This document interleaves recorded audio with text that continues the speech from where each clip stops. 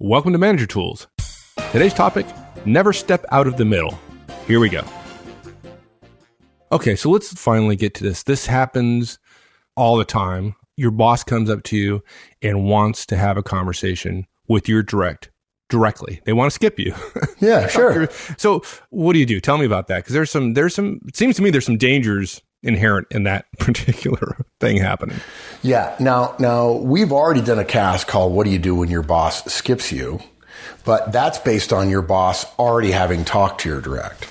This cast, which I've gotten this question like 20 times and I didn't think it was that big a deal, but I finally realized, the old green tail story. If somebody tells me I have a green tail, one person, they're an idiot.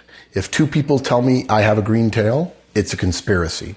If 7 people tell me I have a green tail, I turn around and look. And when 20 people finally ask, okay, fine, I get the whole, here's what you do if your boss skips you.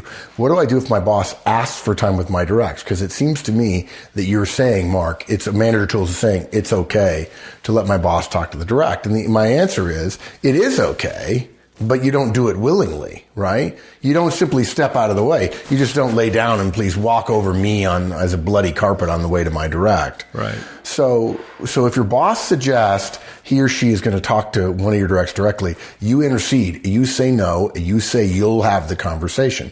Always tell your boss you'll have the conversation. If you are overruled, no, I want to do it, ask to sit in. Okay. And the reason for this are really pretty simple. You know your direct better. Okay. You have to manage the results of anything that comes out of the meeting. Your boss is not going to. What do you mean? Your boss isn't responsible for the results of the conversation? Yeah, really? You're so funny. You are so funny today. It must be Friday afternoon. Also, you can't rely on somebody briefing fully out of this thing. You're going to ask your boss after the fact if you're not there. Hey, what was said? Oh, we just talked generally about blah, blah, blah, blah, blah, blah. And the direct's like, yeah, blah, blah, blah, blah, blah, blah, right? You need to know what happened because you're going to have to manage it. And then lastly, there is a case to be made that, hey, don't I want my directs, particularly if he or she's a good direct, to have visibility with my boss? And the answer is yes, you do, but there'll be plenty of other chances for visibility, and this particular situation doesn't reduce it. Okay. All right. So the first point is, if your boss suggests he wants to have a conversation directly with your direct, tell him you'll do it. Even if it's uncomfortable news, even if it's bad news, even if it's, a difficult conversation, you want to have the conversation. Yeah. And actually, I think, most people would say, what if it's good news, right? Why would maybe my boss wants to deliver the good news directly. Now, I want to be clear about something. I know some of you are listening and saying, well, look, if my boss wants to talk to my directs, I can't get in the way. You're right. Ultimately, if your boss wants to have a private conversation with your direct, he or she is going to, and you're not going to be there, and that's fine. That happens. It does. That's why we have a cast about what to do if your boss skips you. Okay. Although in this case, you will have known he asked or she asked, and so therefore you'll be able to go talk to your direct immediately afterwards and say, hey, tell me what's up. Just give me an update. Yeah, and lucky you. Your boss asked you. You have a chance to influence. Exactly. Them, right? Yeah. Now, but some people will say, and I think it's smart. The smart money is on some of you in the audience right now saying, okay, but doesn't it look scary protective? Like, for instance, I don't want you skipping me. I'm worried that you might have a conversation. It might if you thought your goal was to prohibit your boss from talking to your direct. And it is not. It is not. What this cast says is never step willingly out of the middle. But you cannot insist on anything with your boss unless it's an ethical issue or something like that. So what we're suggesting here is that the first step in your boss talking to your direct is you saying, no, I got it. And the second step is saying, hey, can I sit in? And the third step is, dude, no problem. If your boss says, no, I'll talk to him. And say, well, okay, I'll sit in. I just, if it's going to be about stuff going forward, I want to know what's going on. If your boss says, dude, let it go, then you'll say, oh, okay, fine. And in every single one of these instances, you will not fall on your sword. We're not telling you to fall on your sword. You absolutely, guys, should not have in your mind that your goal is to prohibit your boss from talking with your direct. Okay. That's not your goal, is to prohibit it. Your goal is to minimize the negativity that comes out of a good or bad conversation. And the way you do that is you first say, I'll have the conversation. Okay. The goal is to prohibit the negativity, to reduce the negativity. It's not that you can fall on your sword and say, you cannot talk to my direct. If you act as if your goal is to try to prohibit your boss from talking to your direct, your boss will feel that. It will come across as weak, as you're trying to cover things up, and that's bad. So we want your mindset to be, if my boss really wants talk to my direct, I'm good, no problem. However, if I want to help my boss and my direct, it'd be better for me to have the conversation because I know my boss better than my direct, and I know my direct better than my boss. So the purpose of this is to say you should facilitate a good outcome of the conversation by having it yourself. But if you can't, if you're not able to insist on that, say, okay, no worries, boss, go for it. And when you roll over, just do so with a huge smile on your face. So yeah, I just wanted to help. No worries. I'll go. Right. And the whole key here is I hope people have picked up on it, but let's be really clear. Our guidance here is not to protect you, the manager. It's to protect the direct, right? And the direct's performance and your ability to manage the performance of your direct. It's not about saving yourself embarrassment about this particular issue, right? Yeah, exactly. And if you know in your heart, I'm not going to get in the way, that if my boss wants to talk to him, he or she can, then you're not going to be perceived as having a tone of, I'm going to protect my direct. The first tone, in fact, what we say is always tell your boss you'll have the conversation. If your boss suggests he wants to talk directly to direct, tell him you'll do it. Just say, I got it. No worries, boss. Okay? Just tell me what you want. I'll get it to him.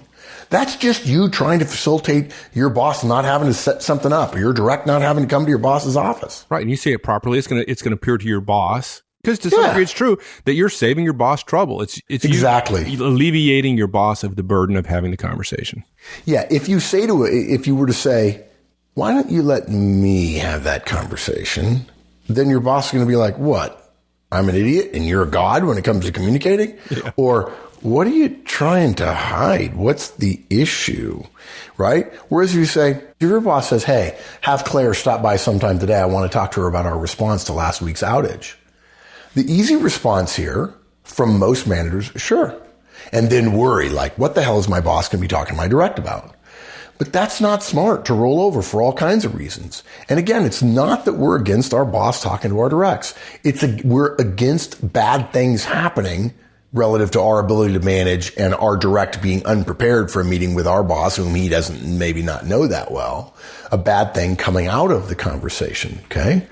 And again, if our boss insists, we're going to agree, but not at first. So a response might sound, hey, no worries, boss. If you let me know what you want, I'll have her prep something for you. What points do you want her to cover? Okay. Now, in that case, the boss is asking for information from the direct. And so you say, well, why don't you just let me prepare something, have her prepare something for you, and she can send it through me, and I'll give it to you, right? Now, yeah, you're right. We'll talk more about reducing direct's exposures to the boss. But if the person is weak, then you do want to reduce their exposure to the boss. And if they're strong, trust me, you're doing your direct a favor by saying, let me have them prepare something so your direct is not caught off guard. I'll tell you, there's some managers who will say, have this direct come see me. And when you say, what's it about? They say, I'll talk to him then. And now you're throwing your direct under the bus, right? That's not good. And so now some of you would say, I know, some of you also would say, well, sometimes my boss does. Well, that's an indictment of your relationship with your boss. Okay. You need to start working on that. Here's another example. The boss says, hey, I'd like to talk to Ian about all the work being done on the new product line. Would you have him schedule some time with me? And the correct answer to that is, I'd be happy to, but before we do that, why don't you just tell me what you need and I'll go talk to him for you. Just like that. Very casual. I'm trying to save you some trouble. Now, in about 30% of the cases, not 80% guys, but about 30% of the time, the boss will overrule you and will say, no, I really want to hear from him directly. I got questions. I don't want to think about it. I haven't thought of the questions yet. Okay. You've lost that minor skirmish there. And it's okay. And again, I want to make the point. It's okay to lose. It's not okay to not stand up. There you go. Okay, now we're in that situation. The boss wants to talk to my directly. Sorry. And he's made it clear, right? So I can't give up now. I still want to minimize the impact. So what do I do? You just ask to sit in. So when the boss says, no, I want to do it, we'll say, look, okay, good. Tell me what you want to know about him and I'll help him get ready. Because look, boss, no offense. I know him better than you. I know you better than he knows you. Let me have a chance to help him look good in front of you. He's going to be a little bit nervous. And of course, there are people who say, I'm a pussycat. And what you do is you have a good relationship. You say, I know you are, and he doesn't. And you're you're a level above me. And that's enough to be concerned. And, role power matters. And so I want him to look good. So tell me what you want. And then I go talk to my direct. And one of two choices. You can ask to sit in. Okay. By saying, hey, look, do you mind if I sit in? Because, and I'll give you the wording in just a second, because we want to be able to observe our direct working with you. Okay. So here's how it might sound. Okay, I'll be happy to. Do you mind if I sit in? I'd like to observe how he does with you. And there may be issues that come out of it that I'm going to need to manage going forward. Two factors there. I want to observe how he's doing, not I want to bat questions away, because trust me, you're not going to get to bat questions away. If your boss is asked to talk to one of your directs, he's not going to let you answer all the questions. Although I wouldn't suggest you couldn't answer some of the questions, you're not going to be a defense mechanism. And the other reason is you're going to have to deal with any outcome from this. And it's far better for you to hear it firsthand rather than waiting for a briefing from your direct. And again, you know what the workload is on your direct. So if your boss asks your direct to do something and suggests it be done in a week, and you know full well it can't be done, you can say, hey boss, I've got her doing X, Y, and Z. Can we have 2 weeks? Right? I mean, yeah, exactly. And you have more credibility with your boss than your direct will. Your direct will not say, I'm sorry, boss's boss, I need 2 weeks. Yeah, exactly. He's just not going to do it. And there's enough in the modern organization that I see today. Too many bosses at all levels see themselves as normal people. Yeah. Which is true, but it's not true from your direct's perspective. That's where years ago. In fact, it was a manager, a boss, and a skip that caused me to say, you guys don't understand. You have signs on your forehead, and the sign says, watch out, I'm your boss, I could fire you. And for the manager's manager, it says, watch out, I'm your boss's boss, I could fire you just by sneezing. And the sign gets gigantic, because if I sneeze, my head comes down real fast and my sign hits you on the head and kills you. And so, our third point is, you know your direct better. We're also deferential to our bosses. And again, we're going to roll over if our boss insists. And if we can't sit in, we're not going to sit in. But deference is not called for here if your boss is talking with your direct and they don't know each other. Because your direct, as good as he might be, as good as she might be with you, they're fearful. And the relationship you work so hard to do, if your boss isn't doing one-on-ones with you, holy Toledo, your direct just doesn't know them well. Or worse, you've gotten so comfortable with your directs, the only stories you tell your directs are the bad ones about your boss. Oh, yeah. And then they're in trouble. I don't know why people don't get this. Part of your job is to defend your directs. It is. And what's funny is people complain about this all the time, but sometimes that's what fellow managers, your peer managers, are doing in meetings when they say, no, we can't do that. They're protecting their directs against what is a potentially unreasonable obligation that's coming out of a meeting, for instance. So you know your direct better. You know how to communicate the message better. You know when to slip it in during the day. You know how your boss communicates and how to translate the message. You know how to massage the response that the direct might give. Imagine a high D boss with a high S skip. I'm sorry, that's just not a forceful, dominant, take no prisoner, curses every once in a while boss with a warm, fuzzy, kind, caring directive ears. Dude, I mean, you're crazy. You're sending a lamb to slaughter. So you know your direct better.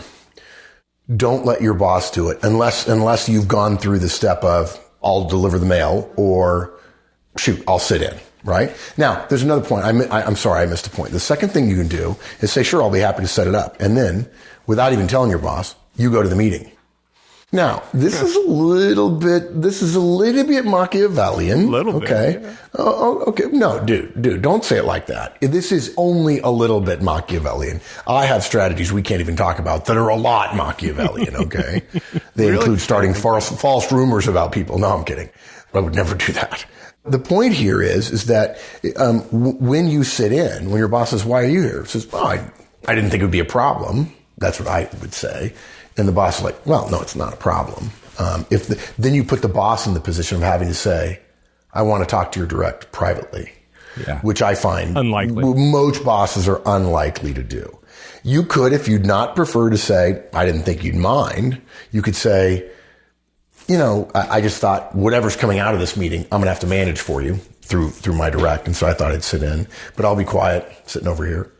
But let me tell you, you can be quiet, not interject, not defend your direct in any way, shape, or form, but you'll know exactly what the tone of every comment is. Your direct won't know some of the subtleties. You'll know it, and you'll know exactly how to have your direct do exactly what is needed and avoid all political hassles and imperial entanglements. Yeah. And for some of you want to do it differently. You'll say something like, don't worry about me. I'll just sit over here in the corner and you can't answer my tweets and, check Facebook. No. Oh my God. Yeah. You know what, dude? You forget. People really, really respect us, and you're making a joke, but they're not hearing a joke. They're like, "Oh, I'll just sit in the corner and do my tweets." I need to have a like some kind of little sound or something that goes off when I say a joke. Yeah, I was joking, folks. Don't do that. Just to be clear. Just to be clear. Yeah. And look, the next point is, and I've already alluded to it, you guys, you have to manage the results coming out of this meeting between your boss and your direct. You are. And if you don't know what was said, or you're relying on what the direct's interpretation of some guidance from your boss, whom she doesn't know very well, you've got vulnerability there. There's a lack of clarity. And I'm always talking about not being detail oriented. I don't really care about details. I'm willing to employ people to help me with my details. But oh my gosh, I'm very interested in the subtleties and details of when my boss talks to my directs. Absolutely. Since you have to manage the results, you're going to be a lot more efficient and effective if you know what was actually said to whom and by whom. Yeah. Do you think it's a surprise to some folks that they're going to have to manage the results of something that their boss gave to their direct? Maybe I've been doing this job so long, I don't know whether or not would they be surprised? Oh, I think there are some. I don't know what the percentage is. I don't know if it's more than 50%. There are some people who would be surprised. Oh, if the boss is giving guidance directly to my direct, then I'm assuming my direct will talk directly to my boss. Oh my gosh. And no. you don't have and you the manager. Yeah, I don't have a, but you do. I don't have a dog in the fight. Oh, yeah, commander's responsible for everything her unit does or fails to do. And that direct of yours is in your unit. So if he doesn't do something your boss has asked him to do, it's double trouble. It's not just organizational trouble. It's direct boss trouble. Firsthand, the boss knows there's no miscommunication here. I told her exactly what I wanted done and she didn't do it. Right. Yeah. So if that's true, then just to restate what you said, it's to your benefit to understand exactly what the boss said and what the boss wants, because frankly, your direct may not know enough or have a good enough relationship with the boss. You already talked about that, to be able to interpret what your boss said appropriately. And may, in fact, go off and do something that they think meets the requirements set out by your boss and be absolutely 100% wrong.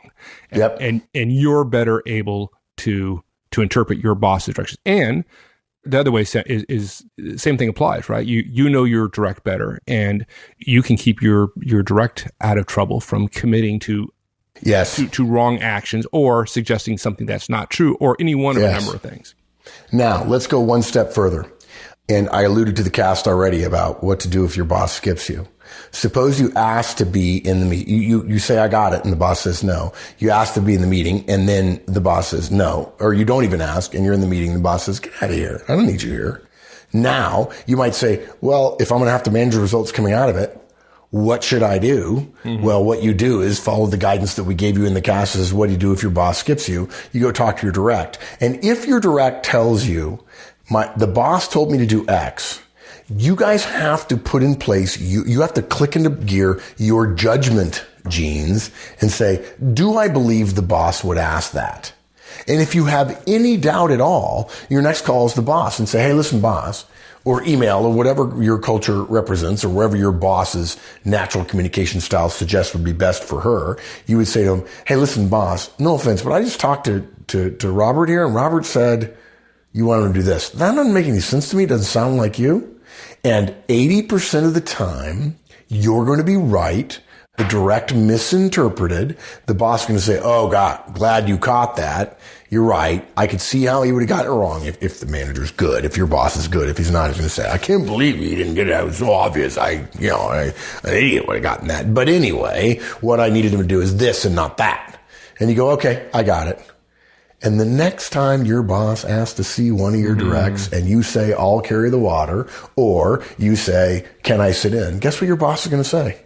Yeah, no problem. And if they forget, you say, remember that last time when my direct didn't understand? I mean, he just doesn't know you as well as I know you. You don't know him. He doesn't know you. I know you both. Let me sit in. I'll just sit in and I'll deconflict. And that way, when we leave the meeting, when you're direct, I'll ask my direct, what do you think the boss wants you to do? And he says X, Y, and Z. I'll go, no, he wants A, B, and Z, not X, Y, and Z. Right? And the boss will be, yeah, you're right. Good. Sit in. No problem.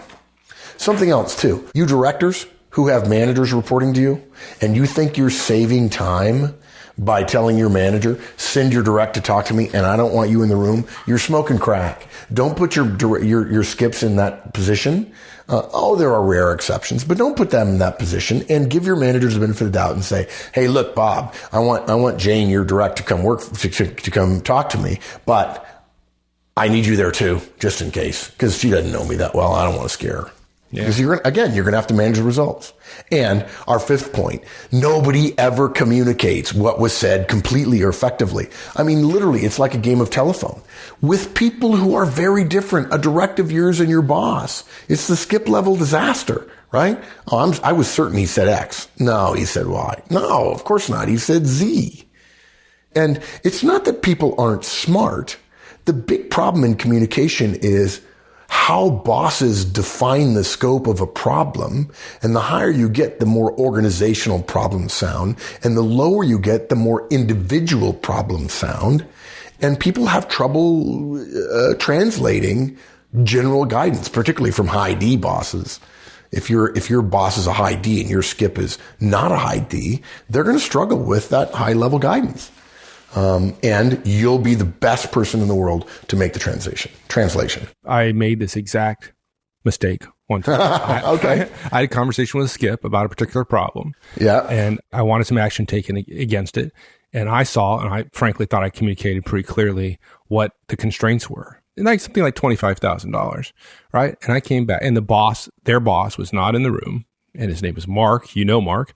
Yeah. Was not in the room. And I come back a month later, and Mark comes to report to me about the progress on the task I'd set them to. The thing. He says, and we're $250,000 into it. It's $250,000. Are you crazy? So there you go.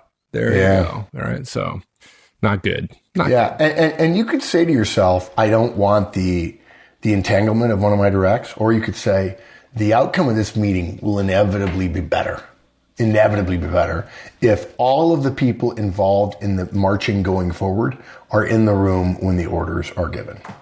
Yeah. That's been my experience over and over. Are there exceptions to this? Yes. But for 90% of you, 90% of the time, this is the way. Okay, one more thing. A lot of managers appropriately say, and I love this pushback, Mark, I'm worried about visibility for my guys. Fair enough. I'm glad you're worried about visibility for your guys. There's only one thing that trumps visibility for your guys. More visibility is better unless it's bad visibility. You know what's coming, right? Yeah. So sorry, guys. So it's fine. You want your direct to get visibility to the guy who may be on the promotion board, but not if he's going to mess it up going forward. And if you're in the room, there'll be visibility with your direct if you're sitting in.